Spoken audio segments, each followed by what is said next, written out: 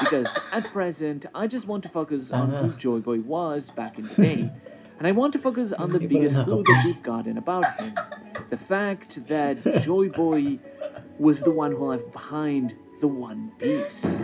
That is undeniably a massive revelation which completely recontextualized a lot of things, but truth be told, I had already long since realized that was likely the case by the time it was revealed in the manga, because I had realized exactly this.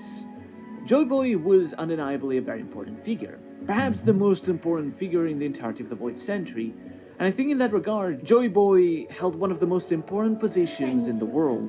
He was potentially the ruler, the king of the Great Kingdom. But to explain why I think that is the case, we need to first better understand what the Great Kingdom itself was. For being such an important faction in the story of the Void Century and the center of so many theories, much like Joy Boy, it's odd to think that the Great Kingdom has really only been properly mentioned and explained once. During Robin's flashback, Clover told the Gorosei that through the research of the poneglyph they had found and other documents that had survived the Great Purge, they discovered the existence of this Great Kingdom. Now, it is important to note that while this is the name commonly used by fans, it's not exactly the most accurate of translations.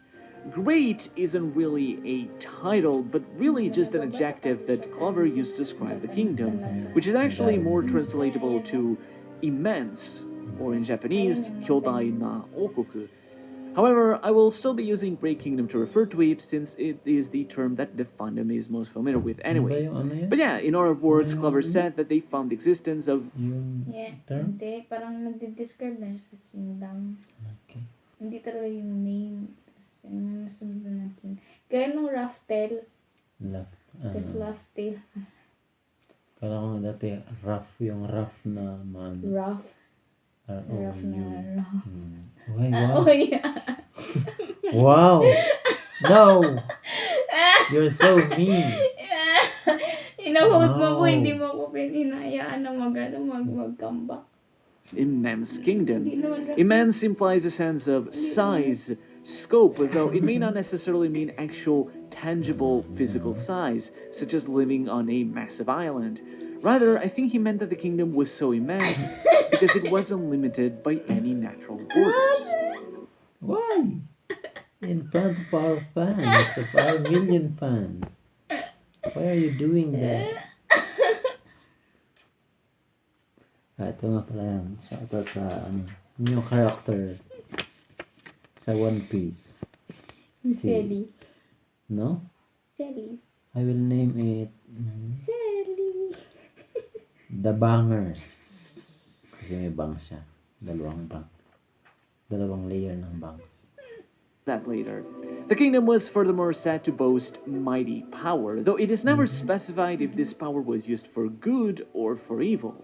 This indicates that either they had a lot of manpower as part of their immense influence, or perhaps it might have even been referring to the existence of the ancient weapons, which the Great Kingdom is implied to be connected to. As we know, the kingdom had an enemy, and this enemy was an alliance of different human kingdoms, who would later become the founders of the world government. And what Clover theorized is that the reason why the world government erased all information about the Great Kingdom is not because they feared the ancient weapons or because they feared the power of the kingdom, but because they feared its ideals.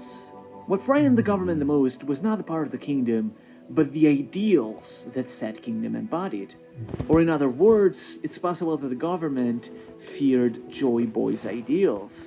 And it's these ideals that Joy Boy held so close to his heart that helped tie and connect everything together. Because what do you think were Joy Boy's ideals? Or in other words, what was Joy Boy's dream? Well, try to ask yourself this instead. If you had to put it in one word, what would you say is the biggest theme in all of One Piece? Freedom. What single theme do you think perfectly encapsulates everything this story is about? Freedom. What do you think is at its core the fundamental ideal that the characters of this tale pursue? Freedom. Oh no. I think we should subscribe to premium. Premium account? Premium ba? Premium account. Premium do you Kasi think para is wala at its tayong core the angst. fundamental ideal that the characters of this tale pursue? この海で一番自由なやつが海賊王だ。 海賊王だ。 Joy Boy's ideal, Joy Boy's dream, the one that the world government fears so much, was most likely an ideal of freedom. In his heart, what Joy Boy always desired was to be free, the freest man in the world. And I think that at first, Gusto ko yung mga Joy Boy ganito was na nothing drawing more ko than gusto. just a young lad who set out to sea. A young kid from a small island who wanted to be free. And so the only way he could do that, the only way he could be free, was by becoming a pirate. I believe that Joy Boy became a pirate simply because it was the only way to be free. Much like in our world, which was incredibly oppressed at the time, pirates set out to sea for the purpose of living a free life. Oppression leads to a desire of freedom, which leads to a surge in pirates. And at its core, One Piece is a pirate story. If you think back on our own world's history, the reason why pirates emerged was for freedom. During a time where the common folk were oppressed by those in power and freedom was almost non-existent. If you In weren't on front the of the side, million pirates sailed to subscribers. sea to be free and not be bound by the dichotomy of society. Many of them might have been cruel and have caused many horrible actions, sure, something that we also see reflected in the world of One Piece. But among them, there were also others who had more noble ambitions. A defining trait of pirates in our world is that they broke through a lot of the social boundaries that divided humans. They saw people who had different skin colors as fellow humans and shared their ideals of freedom with them by forming pirate crews of mixed races. Does that sound familiar? They broke through the idea of racism to bring everyone together, which is exactly what we see pirates and especially Joy Boy do in the world of One Piece. Joy Boy, much like all these Gusto ko nga niya pirates, makianak left din. his hometown and set out to sea to pursue his dream of freedom. Kasi mga na He makianak traveled kay the King. world, visited so many islands, gathered a large crew, and met so many Ano people. kaya? Naging Joy Boy asawa was na not rin si afraid of Kaido. those who were different. Hindi, He parang was a feeling pirate, ko, someone who shared that Mary freedom lang with sa everybody, mga- regardless of their race. He made friends Gusto niya makianak kay sa mga giants. Nakaanak naman sa kanya si Kaido. Hindi ba giant si Kaido? Ewan ko lang, hindi ata niya asawa si Kaido eh. Ano lang? Alipores. Kabit. Fuck boy. Fuck Body. Oh. all types That's of people. bad. Fuck Fishmen, buddy, that's Shandians, minks, Kuja, giants, and all sorts of races. Joy Boy gathered a large crew, made many allies across the world, and eventually, at some point, grew so powerful that he established a kingdom of pirates. No. Much like how pirates in our world did the same, establishing pirate kingdoms like that of Tortuga or Libertal. Feeling ko parang leader no siya ng ano, isang clan. O pwede din naman yung clan. Maraming races. Pero Diba? masyado kasi yung ano. mga D, diba? Oo nga. Si Jaguar de Soul. Million Defensor. Ang Dora pangit the ng joke. Explorer. Sino pa? Rodrigo D30. Bong Digo. Pero yun nga, yung mga ano, diba? Kaido. Pwede Sino din pa naman ba? talaga. Sino pa ba yung weird na parang D? Pero pwede din naman na ano, Mhm. ni-unite lang niya yung kingdom before. Wow. Yung ibang kingdoms before ba? Na walang oppressed. Yung bago kasi na ano, government, namili lang sila ng 20. Mhm. Yung willing na magbayad, 'di ba? Parang yun yung sabi ni Steady na willing magbayad sa mga sa world government ng ganun kalaki. Wow. Amazing. Ang galing. Pirate kingdoms where pirates could live free. Joy Boy established his own pirate kingdom in this world. He founded a kingdom where people could be free, where they could be pirates like him and party together hand in hand. Joy Boy ruled not as a monarch, but as a friend. And this position perhaps might have been what led him to being called by his Kailangan people naman as the Pirate King. And this kingdom was located May- none may other ano kasi siya, than at may the ends of the manga. world, Kaya nga, on an nabasa island that would one day yun. come to be known Bukod dun sa as ano, Laugh Tale. Hindi, Hindi, yung Well, it hasn't been sinend confirmed ko na official sa'yo. yet. It's something that has been strongly implied across the series. After all, the four road poneglyphs lead to this location, and it would make sense that if Joy Boy left the One Piece anywhere, it would be at his home kingdom. But even more clear is the fact that the image that both Crocus and Inuarashi visualized of Laugh Tale is identical to the image of the Great Kingdom that Clover visualized. This island, this kingdom, was key to the Void Century.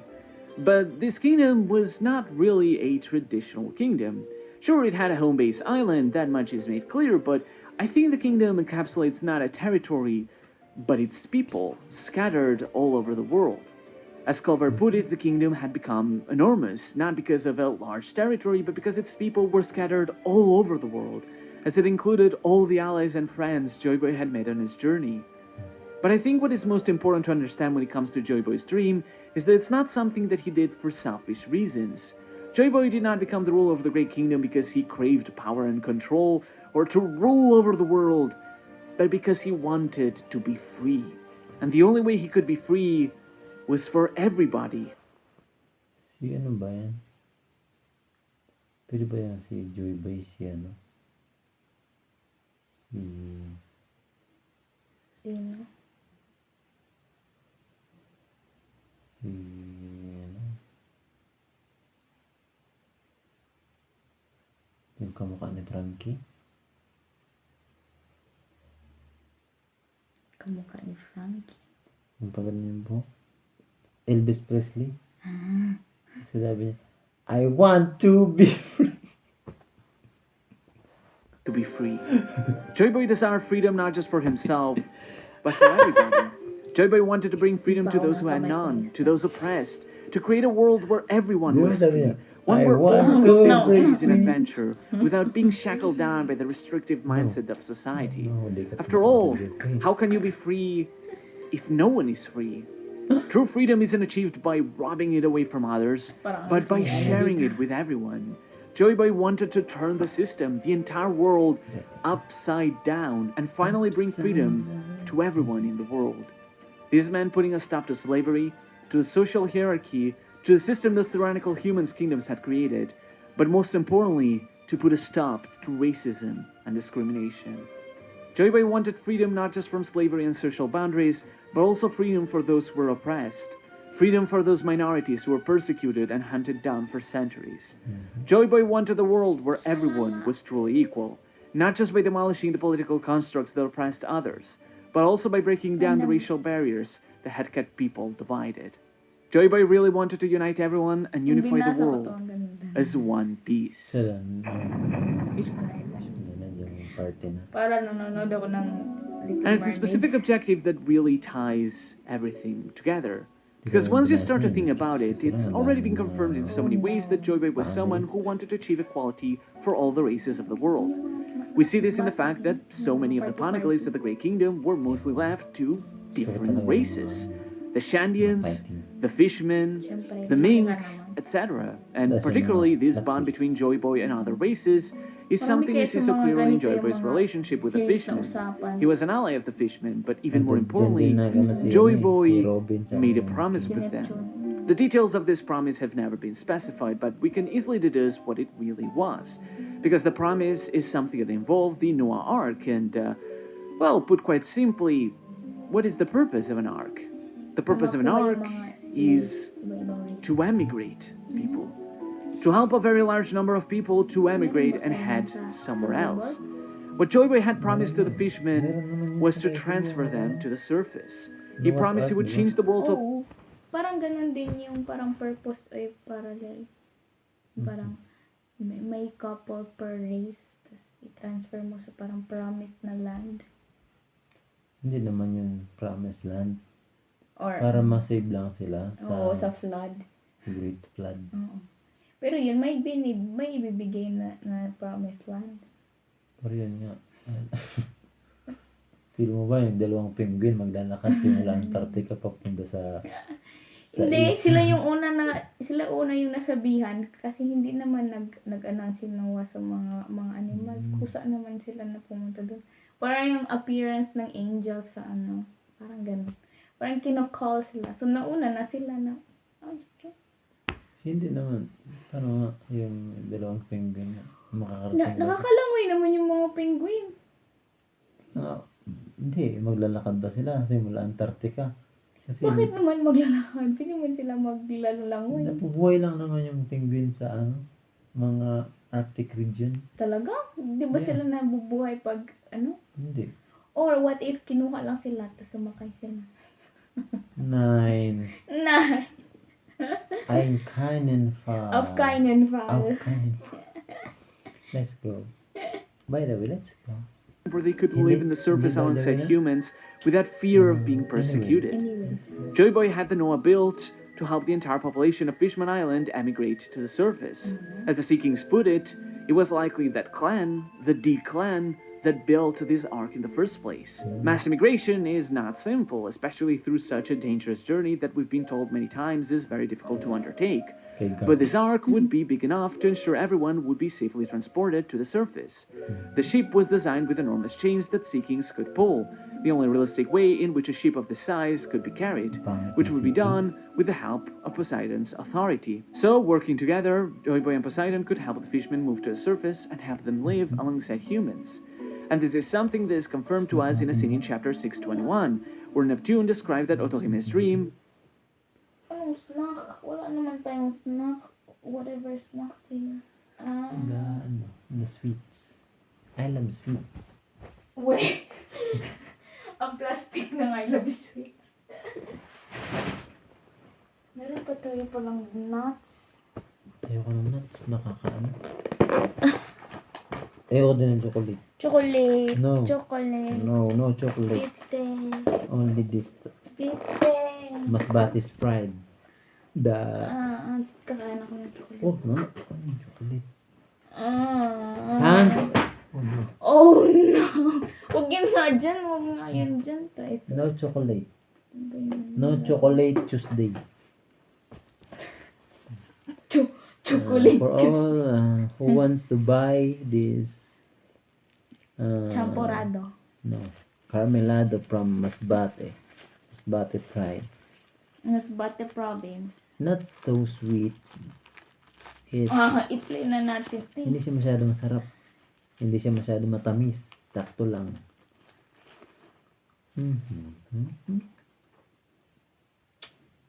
Parang siya nagano.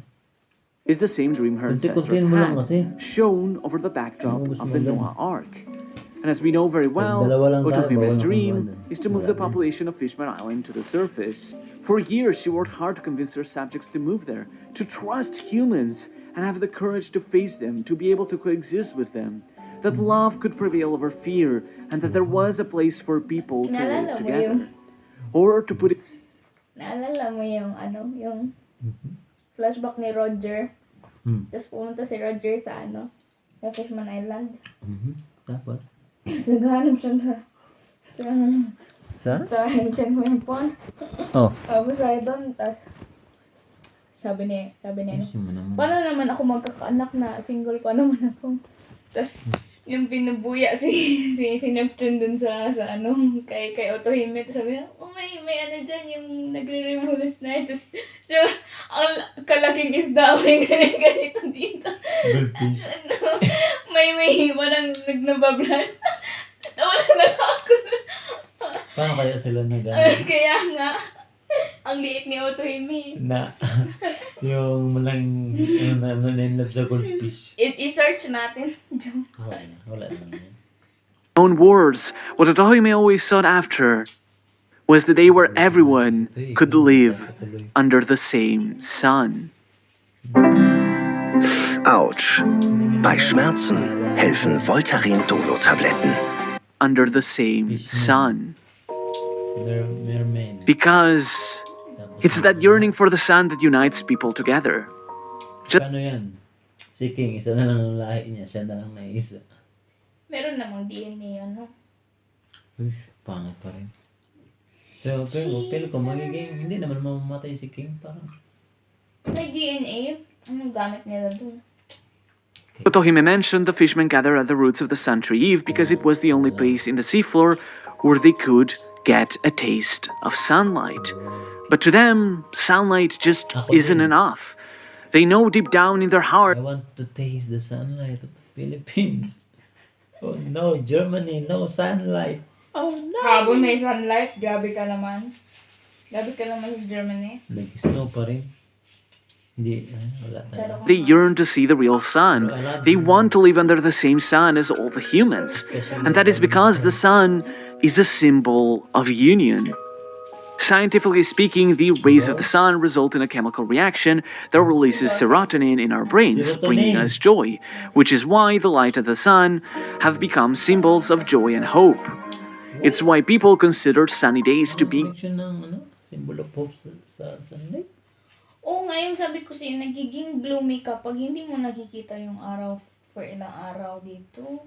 Yung walang sun rays. Kaya nag-iinom dito yung mga tao ng vitamin D para maano yung mga endorphins. Isa na yung serotonin.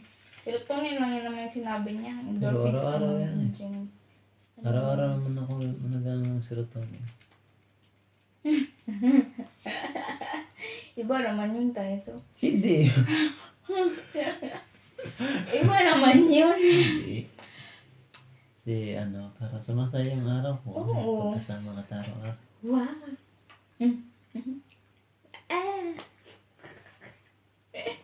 Dali, wait, play mo na. Diba may iniisip mo ng serotonin? Oo, ganun din naman. Lumalabas. Oo, lumalabas din naman yung serotonin dun. Endorphins. Kaya nga, Serotonin? Serotonin. di ko sinabi yun. days and cloudy days to be bad days because the sun, quite simply, scientifically, brings people joy. And that is precisely the type of joy and hope that Joy Boy wanted to bring, symbolized Kasi ilang araw ko na hindi nakita yung sun. Tapos sabi ko, ikaw talaga yung nagbibigay ng araw. Nag-umaraw yung Germany after ilang araw na hindi. Sun and shine. Sun and shine. Sun. Kaya niya pala sinasabi yung sun, nagbibring sa joy. Joy Kasi one. ito pala, siniset up niya pala. Oo, syempre. Sa joy. Pero tama din naman talaga siya. Why? Parang. Ganun talaga si Oda din. Kaya yung pag-ano ni Oda, ganun. So, Yung utak ni Oda, alam niya na yung sun, meaning joy, kaya happy feeling. Alam nga namang yung main character natin sad. O yung masyadong you are my serious. sun. Okay. We're not here to sing. Sa next vlog, kakanta kami. Pag umabot to ng 10 views. 10 10 views. 10 views lang, kakanta kami. Sige. Play mo na. Title. sun itself, a light that could bask and embrace all in the world, regardless of who they are, to bring them joy. That is why he came to be known exactly as just that, Joy Boy, the boy who brought joy.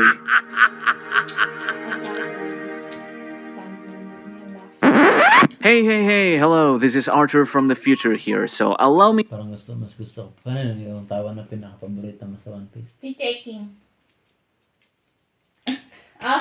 You mean ano? Ano naman yan? He's a Yung father. character? Father. Ano? Muahahaha. Ni. Sino ngayon ng muahaha? Sino? Yung alam ko na distinct yung tsehaha.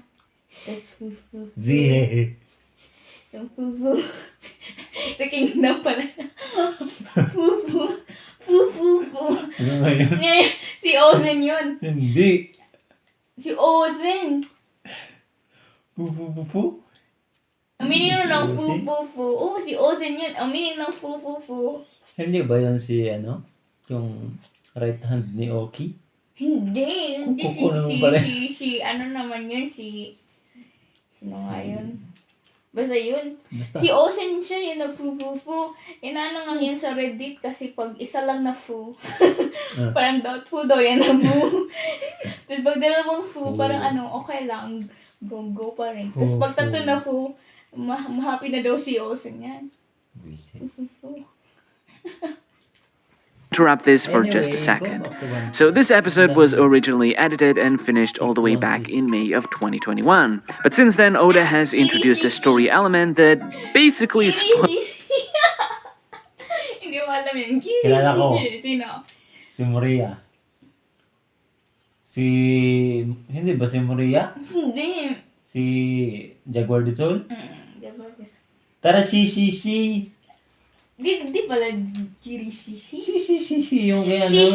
Kirishishi naman ang sinabi ko. Shishi lang naman yung si Moria. Shi nga kay Moria? Kirishishi na lang kami. Sige, si Moria na yung nanalo. Ikaw nun. Bala. Ayaw mo talaga nang kinukorek ka. Hindi ko kasi nakakalimutan ko kasi. Bakit mo kinukuha yung champurado ko? Last ko na lang to. Carmelado. Carmelado. Huwag mong light-lightin yung pambata na mas bata. Champurado. Carmelado. Just about everything I wanted to explain here. So, wow. Thanks, Oda. Jokes aside, I'm talking, of course, about the sun god Nika. And it spoils just about everything I wanted to explain here. So, wow. All the way back in May of 20. Hey, hello, this is Artur from the future here, so allow me to interrupt this for just a second. So this episode was originally edited and finished all the way back in May of 2021. But since then, Oda has introduced a story element that basically spoils just about everything I wanted to explain here, so wow, thanks Oda. Jokes aside, I'm talking, of course, about the sun god Nika. And given his importance, I thought I'd at least make it... Harsh ka naman. Wag na. Ayoko na. Kuha na. Ayoko na. Wow. Ayoko na. Hindi naman, mahina lang naman yan. Ginanyan ko lang naman. Huwag na. Alam ko para sa kanila naman. Wow, galit na. Okay, fans, galit na. Our million fans around the world, galit na si Pangga. Hi mga kapangga. Pangga pala yung channel natin. Pangga. Bakit naman pangit? Pangga pangit. Wow. Wow. Parang mo na sinabi na pangit yung pagmamahalan. Wow. Kung gano'n. Para sa atin lang naman. Pwede naman natin i-share sa ating million fans. Wala mo, sumikat tayo. Oh, man. I-play mo na nga tayo to. Kuha ka na doon ng isa. Wag na. Okay na. Hindi na ako nainis. Ayaw ko na nga. Okay. Conclusion to talk about him in this episode. The figure of Nika in my eyes is undoubtedly that of Joy Boy. Just like Who's Who explained it, this legendary figure from ancient times is someone who symbolized the sun, being perceived by some as the god of the sun. Nika is someone who brought joy and laughter to slaves and those who were oppressed, something that is emphasized by his own name. Likely, Joy Boy's true name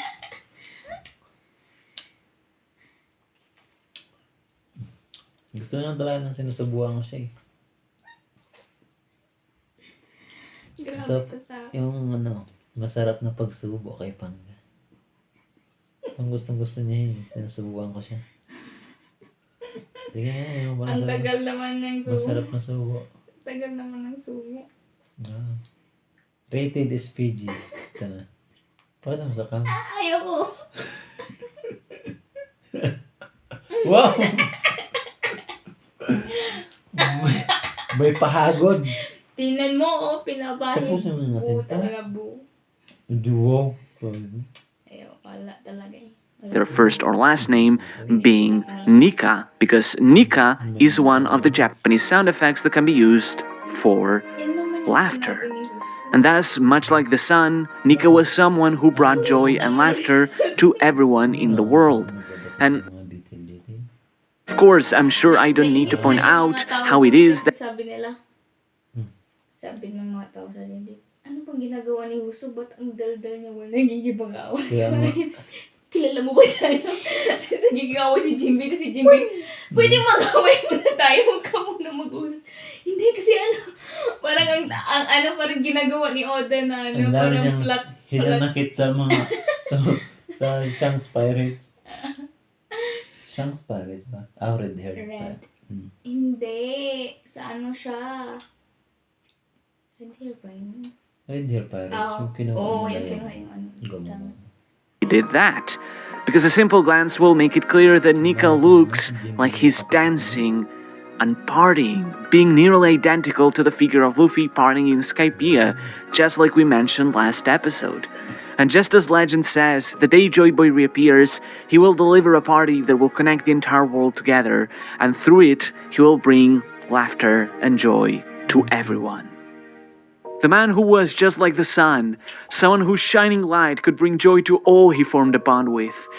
This union of friendship, of nakama, that is the bond that Joy Boy formed with his crewmates, with his allies and with his friends, and the bond he wanted to form with everyone in the world, symbolized by the sun. 空に描く幻想よりも太陽へと続く道。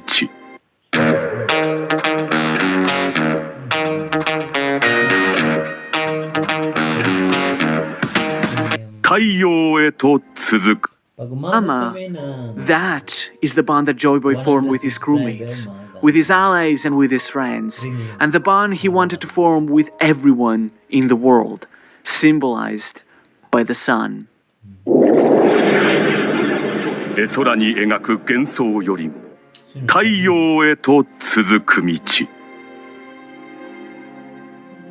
俺の仲間になれよ。 This is shown over an image of Otohime's grave and Joy Boy's Noah Ark, showing that all those years later, through Joy Boy and through Otohime, we're seeing once again a connection of friendship between different races being made to forge a path towards the sun that will unite everyone. Bakit? Bakit na ano pa si Luffy doon? Kaya nahirapan pa siya doon kay ano? Kay Hody. Hindi naman siya nahirapan. Nasa ilalim kasi siya ng dagat. Why? Tapos may devil fruit siya. So, syempre, parang nag-negate yung power niya. Pero magaling pa din siya kasi nakaya niya. Bakit hindi niya ang bagay na hindi naman talaga niya linalabas talaga kung hindi niya naman kahit kay Doflamingo nga no? Hindi niya kasi pwede mo pag nagsisiusi ka kasi yun, hindi pa niya alam paano i-control. Pero ngayon kay Kaido parang alam na niya kung paano i-direct yun. Kaya nga niya na nabitawan din si hindi, nagsimula yun kay Sanji. Tapos yun, nagkaya niya kay tingin ka sa camera. ano ko? Tapos nakaya niya kay Yamato, di ba? Parang na-free na niya si Yamato dahil dun. Parang na-practice na niya kasi kung dyan magsisiusi lang siya, pwede niya ma-harm yung mga mga innocent or mga civilians. Okay. This bond of friendship, this pirate bond, is a bond of nakama, a special bond that ties people together, no matter the race, no matter who they are. And it's the symbol of the sun that ties together Joy Boy and his allies, not just symbolically, but as an actual symbol. For example, the fishermen have this fascination with the sun, and so the fishermen pirates would eventually use the mark of the sun to brand themselves. But not just that, the brand of the sun was used to raise the brand of the celestial dragons. They were quite literally replacing the symbol of the government with the symbol of the sun to indicate that they were free. And keep in mind, this is a mark that appeared as early as East Blue, meaning it's something that Oda likely had in mind ever since the very start. Similarly, the Kosuke clan, other allies of the Great Kingdom, also bear a small sun within their crest.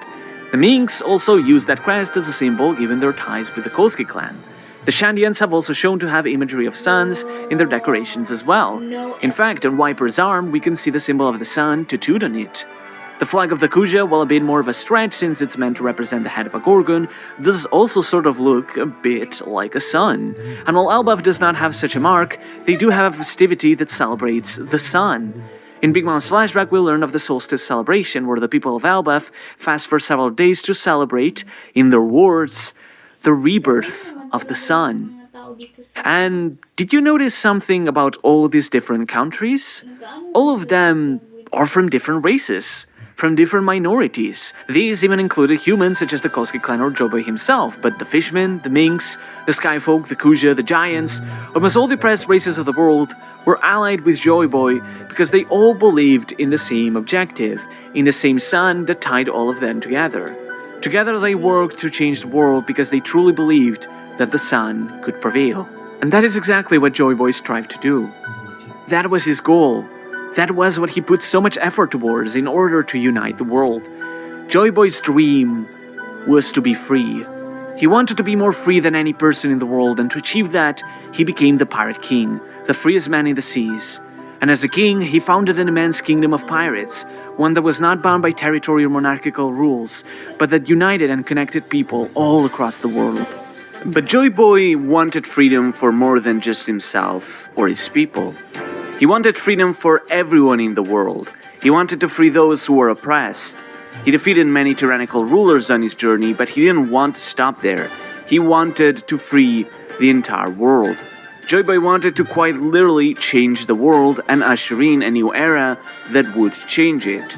Across the series, we hear this expression, the swell of an era, which is an expression that indicates a new era that will bring about change will come. And we are told time and time again that a new era is going to come. And that is... Hindi ko kasi kaya tayo to. Sino siya? Blue Gilly. Gilly. Blue, sabi ko may blue eh. Kana ngainis. Like tribe, Blue Gilly. Yung pang brothers, hindi naman sila nag-ano. Pero Blue Gilly, tama. Fan kasi ako ni Deo. Sige na, si Deo yung gusto ko manalo kasi mga Pacquiao. Kaya hindi ko siya makalimutan. Biliban ko dun si Sai, napangasawa si Bibi Pai. Pangit ni Sai, napangasawa si Bibi Pai. Uy, grabe ka naman. Malakas naman si Sai. Okay. Na-master na yan yung Kung Fu Panda. Ano nga yung na-master niya doon? Yung hardening din. Kaya natutunan ng lolo niya. exactly what Joy Boy wanted to do, to bring a new era that would change how the world worked. To bring everybody together, to live under the same sun, instead of fighting against each other, to party alongside them hand in hand. That was the goal that lied at the end of Joy Boy's dream, to unite the world through the sun, something that was symbolized by the sun itself. Joy Boy wanted to bring the rise of the sun to the whole world, to start a new era that would change things for everyone. Ein liebevolles Geschenk. Die Teddys von Lind. Welcher Got-to-Be-Lipstick-Typ bist du? Team Nude? Team Red? Oder Team Purple? Finde jetzt deine Got-to-Be-Lipstick-Shade. Oh no. And yet, we all know how things ended. Joy Boy was not able to bring this party to the whole world. The winners were the humans. They won the war, they defeated Joy Boy, and prevailed. They erased all traces that were made of him to make sure that his ideals would never be inherited. They doubled down on their oppression and made sure that no one could take power away from them. They founded a world government, an organization that held a stranglehold on the world, ensuring that no one could ever be free again and steal their privilege away from them. But even so, for as much as they attempted to wipe away any traces of Joy Boy, his will, his dream, and the era he sought to bring, these are things that will never cease to be. 受け継がれゆく意志、時代のうねり、人の夢、人々が自由の答えを求める限り、それらは決してとどまることはない。 Joy Boy knew, even if he was defeated, that one day someone would complete his dream, that someone would inherit his will and bring forth this destined era. He knew that even if the world government tried... Bakit mo na-inherit yung will? Na-inherit naman talaga yung will. Sino kaya naka-inherit ng kay Kuya Will? 5,000! Itaktak mo. Joy Dill yun naman. Taka mo. Anyway, let's end this video. Ang malapit to light, he knew that even if the sun would be engulfed by a long and dark night, that one day someone would appear that would bring an end to that night. Someone would make the sun rise once again, and it would be that sun that would bring joy, and it would bring everybody together. To usher in a new tomorrow where everyone could stand side by side, with no prejudice, no discrimination, but connected through a bond of brotherhood, of friendship, of nakama, and to do something as silly as throwing a mat. Vintage na One Piece na t-shirt. Talaga? May romance doon, parang yung cover, yung Silang 5 pa? Sila 5 pa lang. Ang mahal. Siyempre. Mahal talaga. 70k. Kung mga may-ari ka na. Wow. Pero mura pa yung 70k. Party together, all united under the same sun. And it's that event, the rise of the sun after the long, long night, that would come to be known as the dawn of the world. And that is the reason why Joy Boy created and left behind the One Piece. But that is a story no one yet knows about.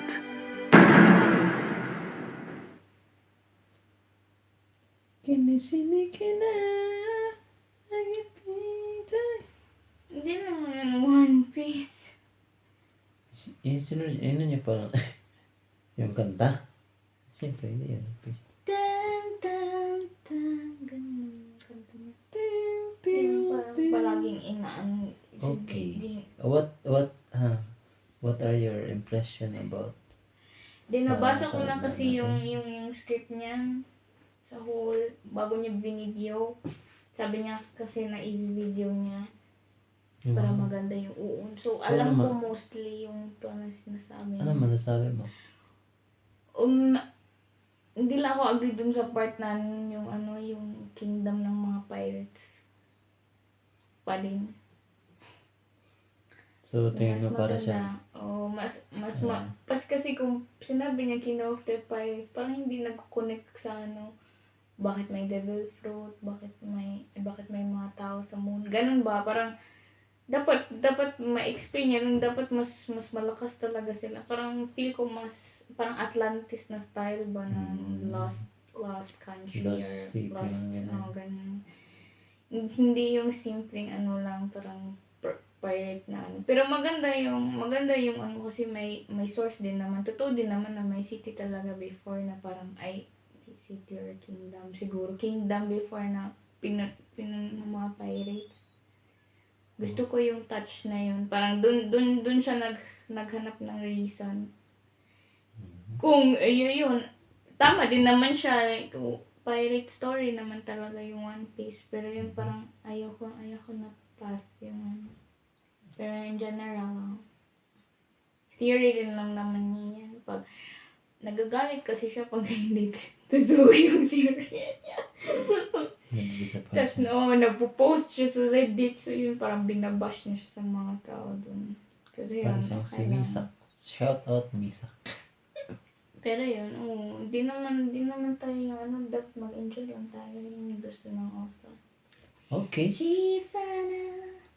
この日はしくですとな赤さの中に Ang dami pa namang nagbabayad sa kanya. Oo. Mga Patreons.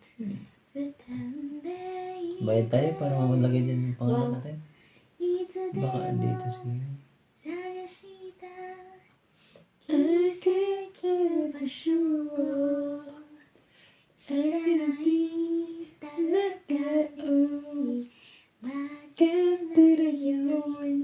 Walang music doon na part na. Tayo. Alam niya na, predict niya. Ganun siya kagaling. So, can you say to our fans? Thank you for watching us. And kung hindi pa Volle Farbenergie für koloriertes. please hit the subscribe button and the like button. Push that notification bell and thank you. Kahit nahiya si Pangga magsalita pag sa camera. Thank you. Abangan niyo po pag makaabot tayo ng 100 10 views. 10 views. Kahit 10 views. Ano gagawin mo? Wala, ikikiskit na. Wow. Wow, hulog ako. kiss lang kakanta si Pangga Shisa. ng anime. Thank you mga kapangga. Bye.